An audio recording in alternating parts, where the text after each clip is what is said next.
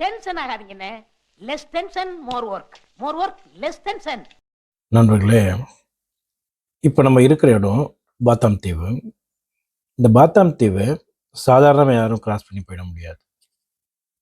ஒரு காலத்தில் உலக வரலாற்றில் தனக்குன்னு ஒரு பக்கத்தை பதிவு செஞ்சு வச்ச ஒரு முக்கியமான தீவு.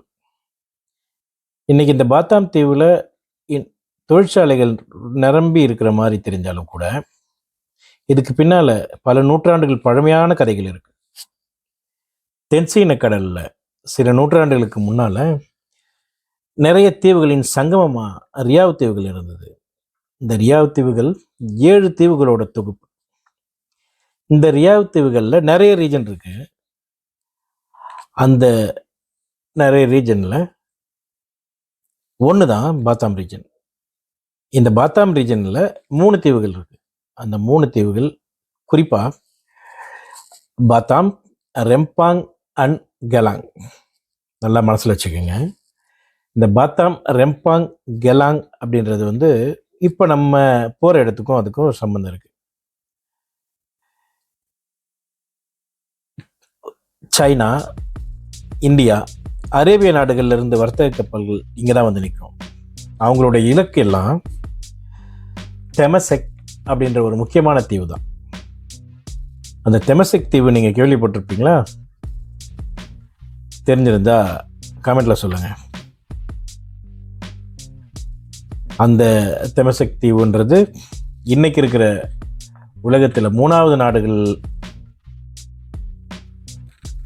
இடத்துல இருந்து முதல் வரிசை நாடுகளில் முதல் தர நாடுகளாக கூட இருக்கிற அளவுக்கு இன்னைக்கு ஒரு இடத்த பிடிச்ச சிங்கப்பூர்.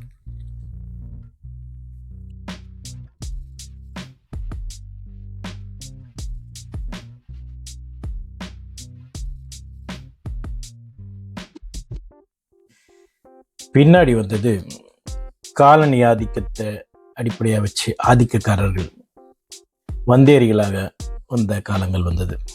இதில் முதல்ல வந்தவங்க போர்ச்சுகீசியர்கள், அதுக்கப்புறம் டச்சுக்காரங்க, எல்லாரையும் விட மலை முழங்கி பிரிட்டிஷ்காரங்க வந்தாங்க.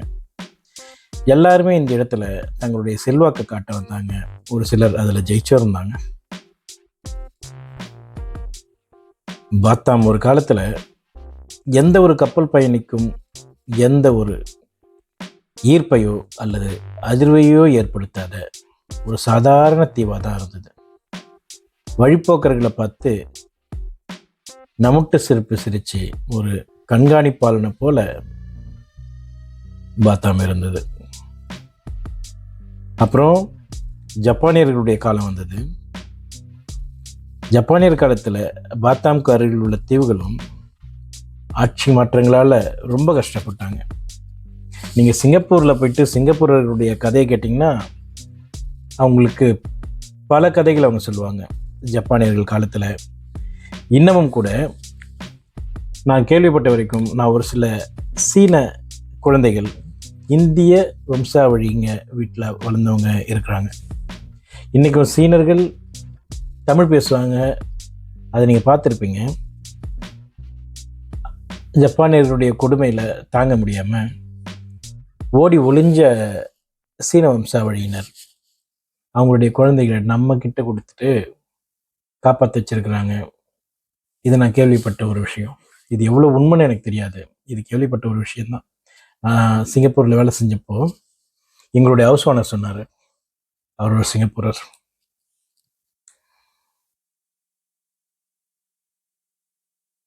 இது எவ்வளோ உண்மைன்றது எனக்கு சுத்தமாக தெரியாது. ஆனால் இந்த பாத்தாம் தீவை பொறுத்த வரைக்கும் இங்கே ஒரு ஒட்டுமொத்த தீவு பகுதியிலும் மலாய் கலாச்சாரம் ரொம்ப வேரூன்றி இருந்தது. இஸ்லாம் மதமும் மரபும் மரியாதையும் இந்த இடத்துல அழியாமல் வாழ்ந்துட்டு இருந்தது. சொல்லப்போனால் இந்தோனேஷியா ஒரு முஸ்லீம் மதத்தில் மிகப்பெரிய நாடு அப்படின்னு சொல்லுவாங்க. இப்போதான் ஒரு பெரிய திருப்பம் வந்துச்சு. 1970களில் இந்தோனேஷிய அரசும் சிங்கப்பூரும் பாத்தாமை ஒரு தொழில்துறை மையமாக மாற்ற முடிவு பண்ணாங்க. அந்த திட்டத்துக்கு பேர் Fidaa, Batam industrial development authority. அதுக்கப்புறம் தான் பெரலாங் பிரிட்ஜ் மாதிரி கட்டடங்கள், தொழிற்சாலைகள் எல்லாமே எழுந்தது.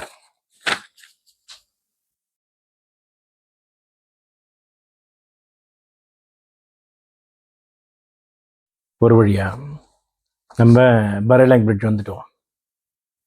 நம்ம நாட்டில், தமிழ்நாட்டில் எவ்வளவோ பிரிட்ஜ் இருக்குது. இதை விட பெரிய பெரிய பிரிட்ஜ்லாம் கூட தமிழ்நாட்டில் இருக்குது. ஆனால் இந்த ஊரை பொறுத்த வரைக்கும் இதுதான் ரொம்ப பெரிய பிரிட்ஜு. மக்கள் கூடுற இடமாவும் இந்த பிரிட்ஜ் தான் இருக்குது. இவங்களுக்கு இது ஒரு பொழுதுபோக்கான ஒரு இடமா இருக்குது. இப்போ நம்ம பாலத்தில் வந்துட்டோம். இந்த பாலம் ஒரு காலத்தில் இதுதான் வந்து ஒரு மீட்டிங் பாயிண்டாகவே இருந்திருக்குது. இது பாறைகளோட கடல் ஓசையோட உராசி உராசி ஒரு புது விதமான ஒரு இமோஷன் கொடுக்கும். இதை ஒரு நாள் நான் பார்ப்பேன்னு நான் நினச்சி கூட பார்த்ததில்லை.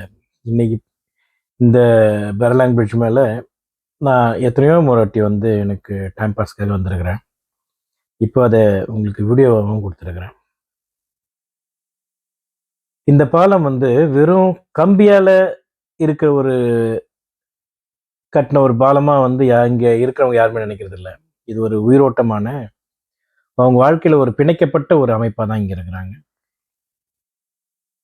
சாயங்கால நேரத்தில் இங்கே பார்த்தீங்கன்னா பயங்கர கூட்டமாக இருக்கும். நான் மிஸ் பண்ணிட்டேன். சாயங்காலம் வந்திருக்கணும். இல்லை, இங்கே பாருங்கள், இந்த பாலத்திலிருந்து அப்படி பார்க்கும்போது சைடில் அந்த போட்டிங் போவாங்க. அங்கே இப்போ நீங்கள் பார்க்குற இடம் சீ ஃபுட் சாப்பிட்றதுக்காக, சீ ஃபுட் கிடைக்கக்கூடிய ஒரு இடம். அது நிறைய பேர் வருவாங்க, ரொம்ப சந்தோஷமாக என்ஜாய் பண்ணுவாங்க.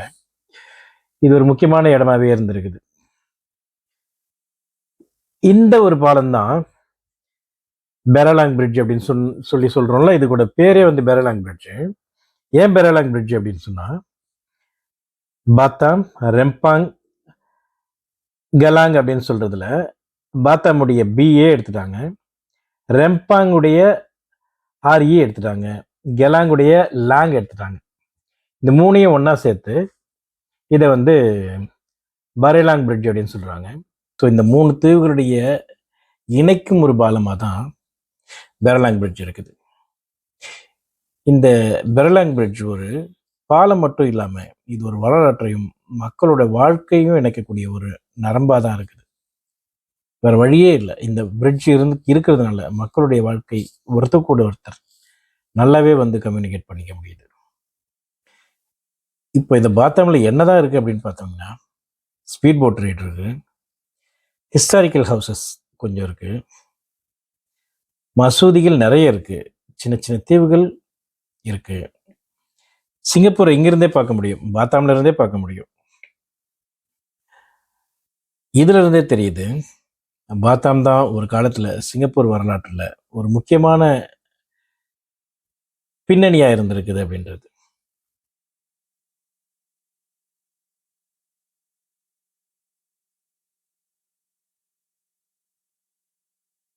பாத்தாமில் தமிழர்கள் இருக்கிறாங்க, மலாய்க்காரங்க இருக்காங்க, சீன மக்கள் இருக்காங்க.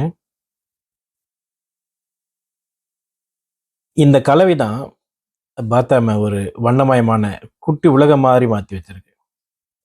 பாத்தாம் மக்கள், இந்தோனேஷிய மக்கள் எல்லாருமே ரொம்ப நட்பான மக்களாக தான் இருக்கிறாங்க. அவங்க நம்ம கூட பழகும்போது ரொம்பவும் பணிவாகவும் ரொம்ப மரியாதையாகவும் நம்மளை நடத்துகிறாங்க. ஏன்னா அவங்களுக்கு அடிப்படையில் நம்ம இந்திய மக்கள் மேலேயும் குறிப்பாக தமிழ் மக்கள் மேலேயும் ரொம்ப மரியாதையும் அன்பும் இருக்கு. இப்போ தொழில் நகரமாக மாறினதுக்கப்புறம் அவங்களுக்குள்ள சின்ன சின்ன பொறாமைகள் நம்ம மேலே வந்தாலும் கூட மொத்த அடிப்படையில் நம்ம மேலே அவ்வளோ மரியாதை வச்சுருக்குறாங்க. அவங்க பெருமையாகவும் ரொம்ப மரியாதையாகவும் சொல்லக்கூடிய விஷயங்கள் அவங்களுடைய பேர் எல்லாமே பேரில் பெரும்பாலும் நம்ம பேரில் தான் வருது. இந்திரா, ராஜா, தேவி, கீதா, உஷா, இந்த பேரெல்லாம் அவங்க வச்சிருக்கிறாங்க. முஸ்லிம்கள் கூட ஹிந்துக்களுடைய பேரை வச்சிருக்கிறாங்க. ஏன்னா அவங்களுக்கு இது ஹிந்துக்களுடைய பேரு அப்படின்றதெல்லாம் அவங்களுக்கு தெரியாது. அந்த பேர் கூட முகமது கீதா, எப்படி சொல்றது, முகமது ராஜா அப்படின்னு இருப்பாங்க. இந்திரா ஆம், கூட வேற ஒரு முஸ்லீம் பேர் இருக்கும். ஸோ இது மாதிரி அவங்க பேர் வச்சுக்கிறாங்க. ஸோ இந்த மாதிரி விஷயங்கள் மட்டும் பாத்தாம ஒரு நகரமா மட்டும் இல்லாம, அது ஒரு கடலுடைய கதைகளால நிறைஞ்ச ஒரு வரலாறு அப்படின்னு சொல்லலாம். காலங்கள் நகர்ந்தாலும் அதன் அடிநாதமா இருக்கக்கூடிய மரபு மறைஞ்சு போகாம அப்படியே தான் இருக்குது. நீங்க பார்த்தீங்கன்னா, நம்மளுடைய பயணம் இப்பதான் ஆரம்பிக்க போகுது. நம்ம பெரலாங் பிரிட்ஜை நோக்கி நம்மளுடைய பயணத்தை இன்னும் ரொம்ப நெருங்கி வந்துட்டோம்.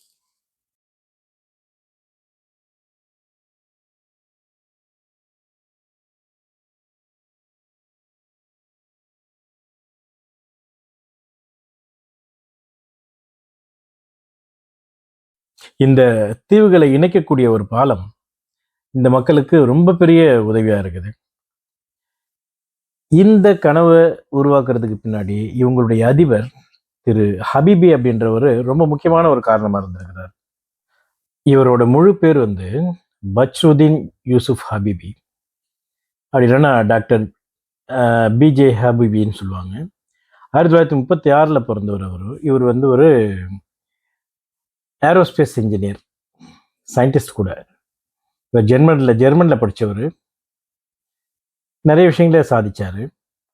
1998 வந்து சுஹர்தோ பதவி விலகினதுக்கப்புறம் டாக்டர் ஹபீபி வந்து இந்தோனேஷியாவோட 3வது ஜனாதிபதியாக பதவி இருக்கிறார். இந்த பரலாங் பிரிட்ஜ் வந்து முதல்ல நம்ம பார்த்தோம் இல்லையா, சிங்கப்பூர் கூட சேர்ந்து பிடா வந்து இவங்க கிரியேட் பண்ணாங்க. இந்த பிடா அப்படின்னு சொல்றது வந்து பாத்தாம் இண்டஸ்ட்ரியல் டெவலப்மெண்ட் அத்தாரிட்டி அப்படின்றது. இதோட சேர்மனாக வந்து இவர் இருந்திருக்கிறார். அப்போ இவர் வந்து தொழில்நுட்ப முன்னேற்ற கனவுல ஒரு முக்கியமான ஒரு பகுதியாக வந்து இந்த பாத்தாம் தீவுகளின் வணிக தொழில் மற்றும் தொழில்நுட்ப மையமா இதை மாறணும் அப்படின்னு சொல்லி பல திட்டங்களை அறிமுகப்படுத்துறாரு. அதுல ஒண்ணுதான் இந்த பரலாங் பிரிட்ஜஸ். இந்த பரலாங் பிரிட்ஜ் வந்து சிங்கப்பூர் மற்றும் இந்தோனேஷியாவுக்கு இருக்கு. இவங்க 2 பேருக்கு நடுவில் உலக தொழில்நுட்பத்துல போட்டியிடுறதுக்கு பாத்தாம தயார் பண்றதுக்கு ஒரு முக்கியமான அடித்தளத்தை இவர் போட்டிருக்கிறார் அப்படின்னு சொல்லலாம். இங்க இருக்கிற பிரிட்ஜஸ்ல ரொம்ப பெரிய பிரிட்ஜ் அப்படின்னு சொல்லணும்னா தெங்ஃபு ஃபிசபில்லா பிரிட்ஜ் அப்படின்னு சொல்லுவாங்க. தெங்ஃபு ஃபிசபில்லா பிரிட்ஜ். இந்த பிரிட்ஜ் தான் வந்து பரலாங் பிரிட்ஜ்லயே ரொம்ப பெருசு. அந்த பிரிட்ஜில் தான் நம்ம நிற்கிறோம். இது வந்து பாத்தாம் மக்கள் வந்து இங்கே சுற்றி பார்க்க வர்ற நிறைய பேர் வந்து இது ரொம்ப சந்தோஷமாகவும் ரொம்பவே ஒரு பல எதிர்பார்ப்புகளோடையும் இதுக்காக வந்திருக்காங்க. இங்கே வந்து இருக்கிற மக்கள் பெரும்பாலான பேர்கள் வந்து இங்கே சாயங்காலத்தில் வந்து பார்த்தீங்கன்னா சிலர் வந்து லவ் பண்ணுறதுக்காக வருவாங்க. ஒரு சிலர் வந்து அப்படியே உட்காந்து டைம் பாஸ் பண்ணுவாங்க. பல தங்களுடைய வாழ்க்கையில் நடந்தக்கூடிய பல சோகமான நிகழ்ச்சிகளையும் சந்தோஷமான நிகழ்ச்சிகளையும் நினைவு கூறதுக்காக வந்து அமைதியாக வந்து அப்படியே பார்த்துட்டு இருப்பாங்க. பிரிட்ஜில் சாஞ்சு இந்த கடற்கரையை இந்த கடலை அப்படியே பார்க்கறது தான் இவங்களுக்கு பெரும்பாலான வேலையாக இருந்தது. நாங்களும் இங்கே வருவோம், சாயங்காலத்தில் வருவோம். சாயங்காலத்தில் வந்து பார்க்கும்போது நிறைய பேர் இருப்பாங்க. நிறைய தின்பண்டங்கள் கிடைக்கும் நம்மளுக்கு சாப்பிட்றதுக்கு. விதவிதமான இந்தோனேஷியன் லோக்கல் ஃபுட் வந்து நம்ம சாப்பிடுவோம்.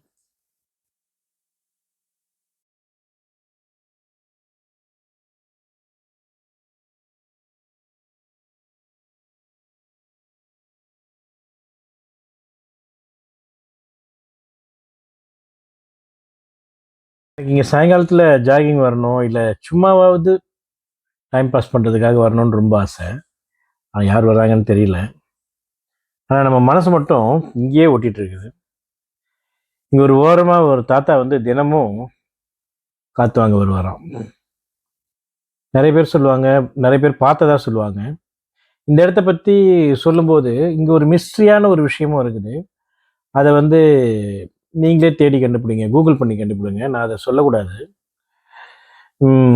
அது ஒரு வித்தியாசமான ஒரு மிஸ்ட்ரியான ஒரு விஷயம். ஒரு உயர்ந்தமான இடங்கள்ல இருக்கக்கூடிய பல விஷயங்கள்ல அவங்களுடைய எண்ணங்கள் வந்து இங்கே மாறுது அப்படின்றாங்க. எப்படிப்பட்ட சராசரி மனுஷனும் தனியாக இருக்கும்போது இங்கே வரும்போது அவனுடைய எண்ணங்கள் வந்து மாறுது. ஒரு உயரமான இடத்துல இருக்கும்போது அதுக்கு ஏதோ ஒரு காரணம் இருக்குது அப்படின்ற மாதிரி இங்கே நிறைய ஒரு கதைகள் உலர்த்துது.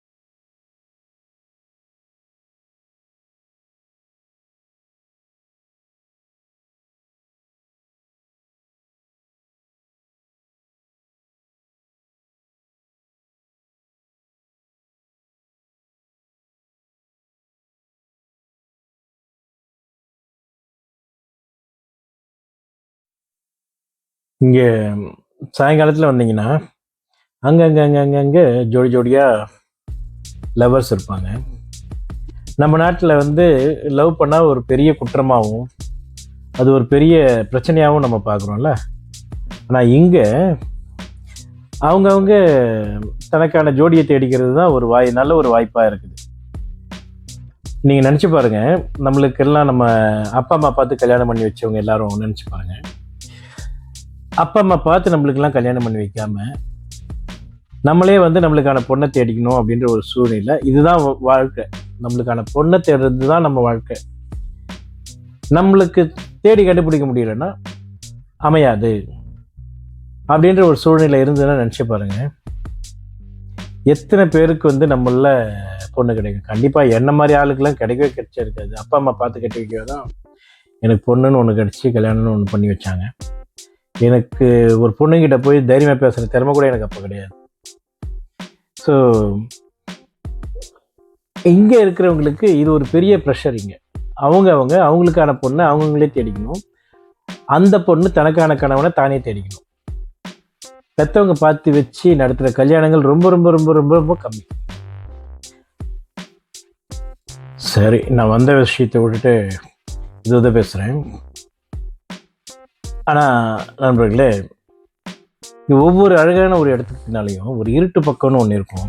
அது இந்த பாலத்துக்கும் வீதி விளக்கு கிடையாது.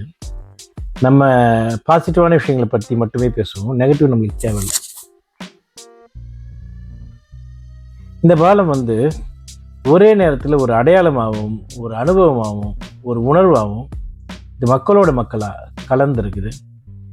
இங்கே நம்ம வந்து கடலை ஒவ்வொரு முறை நம்ம பார்க்கும்போதும் இங்கேருந்து இந்த கன்ஸ்ட்ரக்ஷன் வந்து ஒரு பெரிய மலைப்பை ஏற்படுத்தலை. நம்ம இருக்கிற இடமும் இந்த கடலும் நம்மளுக்கு ஒரு பெரிய மலைப்பை ஏற்படுத்துது. இது வந்து உங்களுடைய மனசை தொற்றுக்குதான்னு பாருங்கள்.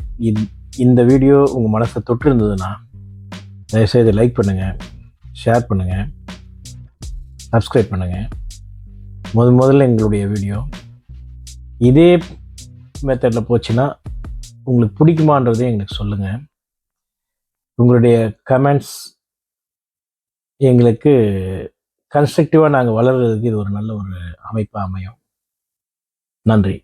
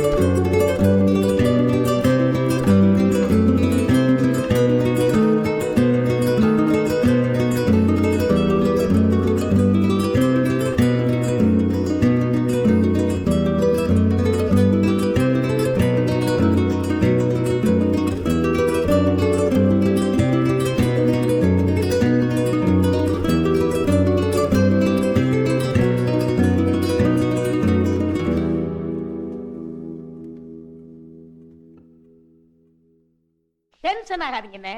Less tension more work, more work less tension.